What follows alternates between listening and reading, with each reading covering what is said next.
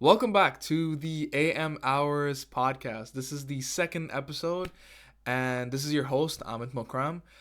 I hope you're doing well. I hope your friends and your family are doing well. And today, we are going to be talking about should you follow your passion or should you follow what's practical? And, we're just going to get straight into this episode. So, when I think about following your passion, I've always grew up thinking that following your passion should sort of be the leading thing in what you do in your life. Because when I hear the words passion, I associate it with, something I put a lot of effort into. It's something that I'm naturally attracted to. It's somewhat of a hobby, and you enjoy sort of doing like that activity. And there's nothing intrinsically wrong with following your passion, but in today's day and age, when you grow up, when you realize of the things that you have to do when you get more responsibilities, you know, following your passion at face value is not great advice. It's not. And I was a big follow your passion type of guy before, but it's there's a little bit of nuance. There's a little bit of nuance with it because if you're following your passion, let's drop a scenario. Let's say that your passion is something in theater arts or one of these majors that don't have a high percentage of high paying jobs right out of college. If you're doing something that you're really passionate about but it does not yield you any good results, or it's not worth your time, or it's not worth your investment for the amount of effort and money you're putting in, especially if you're in college, I don't think it's worth it. Sometimes your passion has to be separate from your job, because what the topic I'm really referring to really comes down to, like, should you follow your passion in or follow what's practical in maybe like a job setting. That's usually what I'm referring to. But I think passion, it is a nuance, and it is very nuanced, because you gotta check if your passion could actually give you a good return on your investment. If it can, I think it's well worth it, because I remember when I was growing up, I remember there was a period where I was watching a lot of self-help gurus and people on YouTube that help you to get rich, or to, like, they gave more inspiration and motivation than anything. And I remember watching a specific video from Iman Ghazi. Like, all the people who remember like that arc will remember that guy. But excuse me. He said something along the lines in one video, like, your passion should be different from your job. Your job should be something that's separate from what you enjoy doing, aka your passion. Because if you keep doing this passion as your job, you're going to hate it after a while. You're going to lose that spark, that enjoyment that you get from your passion. And he quite simply just said to man the fuck up, like, man up, like, you have a job to go do it, because you have no other alternative. Like, if we went back to the Stone Ages, people didn't have a choice what to do. They just had to do it just to survive, to make things happen. And he had sort of had that mindset of your job should be something that pays the bills, that's reliable, and your passion should be something completely different. Which kind of leads me to the conversation of, okay, that's my sort of mentality of when people say follow your passion. But let's switch to, should you follow what's practical? When I think about practicality, I think about something that's safe, something that is expected of you to do, something that your friends and family would be deemed normal, and you wouldn't get a lot of judgment from it. You fit the social norms of people just want a safe job, stable income, work in a firm, work for a business, not necessarily owning one. And it's pretty much standard. I remember, in my parents' heyday, like, the only thing that really produce income was to go to school and to eventually get some higher education, because doctors, lawyers, engineers, those that was the stereotypical box that everyone sort of wanted people to follow, because that was the safest bet and the safest route. And you can't blame people for wanting, especially the older generation, for wanting you to pursue that, because that's all they know that produces wealth and that produces success. But if you follow something that's practical, are you enjoying it? Are you fulfilled with the type of work that you're doing? Are you even happy doing the goddamn job that you're at? If you hate the job that you're doing, is it worth it to kind of do? Like, I'm trying to put in my head, I'm like, okay, if I do a job that I'm not necessarily the most happy about, but I'm making a decent income, is that a fair trade-off? And I don't necessarily have the yes or no answer to it. I'm asking you, and I want the opinions of everyone else. But genuinely, I'm thinking, like, would you rather follow your passion and not really be so secure in the type of career path that you might go down, or do something that's more practical but absolutely hate what you do? Like, those two are two extreme scenarios, and I'm not going to say which one is better, but I think I've come to a solution to what I think is the best option.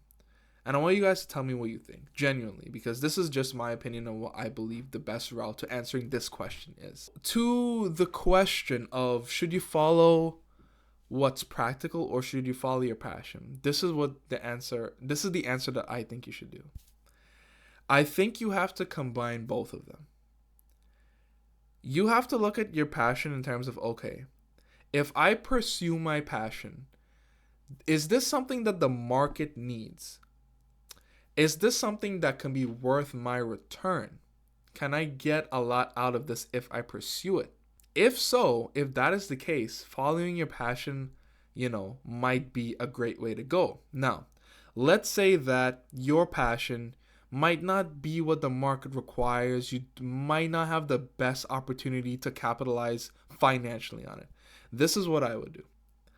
I probably would lean to be more practical in the beginning. Because if you're practical, what you can do is you can have your job, have a stable source of income, and you can start to save. Now, what you do with that money is important. You can take that money now and either save it and also take a portion of it to invest into this passion, or to invest into this passion project that could eventually maybe provide you with that financial security in the future. But for the moment, momentarily, you should probably stick with the more practical option. Get a job, save up, use the funds now to use the resources, use the money to now fund your passion project to eventually give you more money. Because I think the best sort of reality is having something, or having a job that you love, but also being good at it and being fulfilled and having a sense of purpose. Because what sense does it make to do a job and you hate it, and then your mental health is affected, and then when that goes to shit, then other aspects of your life are ruined as well. One of the things that has made me think deep about this question is me living in Guyana and living in New York has changed my perception and changed my answer over time. Because what I have noticed, when I'm in Guyana, this place is now starting to build up. We know developing country.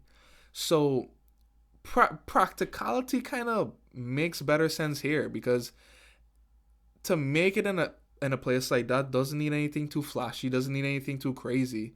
You just need something that the market needs, that you can be practical with, to be profitable and to have a good life there. Like, a lot of people are doing well with trading over there. The oil is obviously booming right now. People are taking advantages of, the real estate, the house lots. People are taking advantage of the spaces that they have that they could rent as bonds for storage, for, because Exxon and the oil is coming in. You having different types of infrastructures are coming in. You need places to store a lot of these machineries and heavy utilities that you're being used. It makes a lot of sense in Guyana to be more practical because the basic and boring shit will do well there right now. But on the flip side to New York, things are a bit different.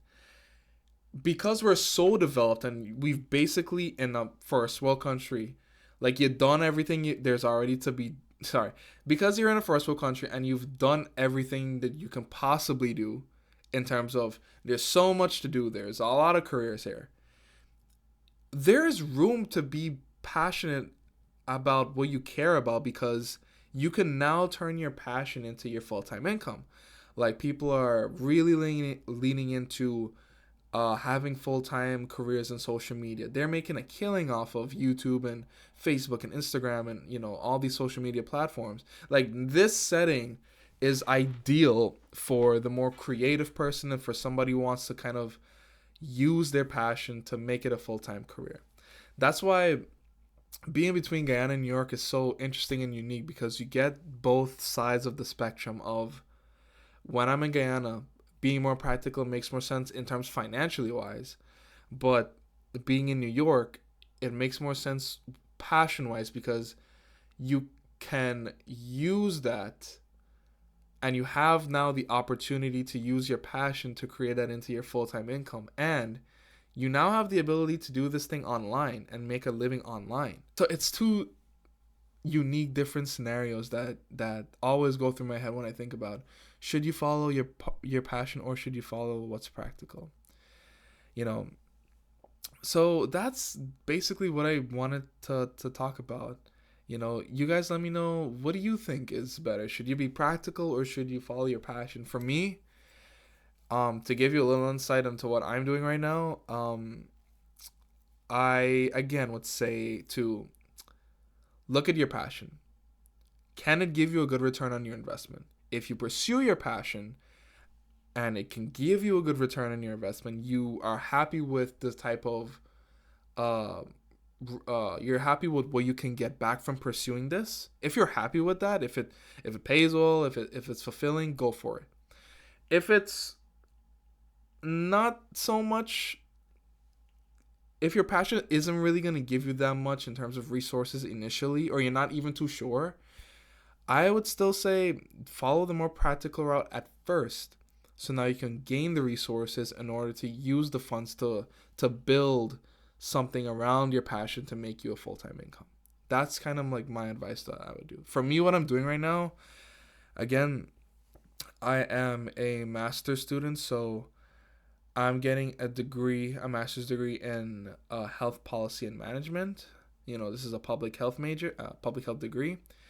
And I'm hoping that I can use either this knowledge to obviously be here in New York, or more than likely I'm leaning into moving back to Guyana to utilize my degree because the health sector in Guyana is, really increasing. It's really booming. I think my expertise in this area of public health, especially the public health sector, is increasing and rising.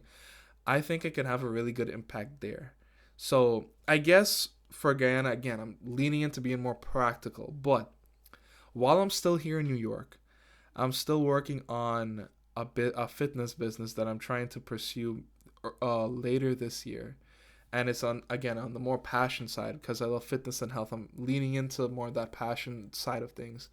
So I'm hoping that, by the time this year ends, and then if I decide to, well, more than likely I'll decide to go back to Guyana. I'm hoping by the time that, my master's degree is finished and I've had experience with running my own business and, the possibility, which is more like reality, of me coming back to Guyana. I hope when these things align, that mesh of passion and practicality can mesh easily.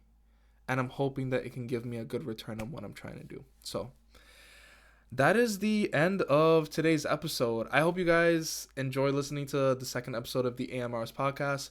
Like, comment. If you want me to talk about any other topics, please let me know and I will try to record it and make a podcast out of it. But that is all. I hope you're doing well. Hope your friends and your family are doing well. And I will see you for the next episode, which will probably be next week. Peace.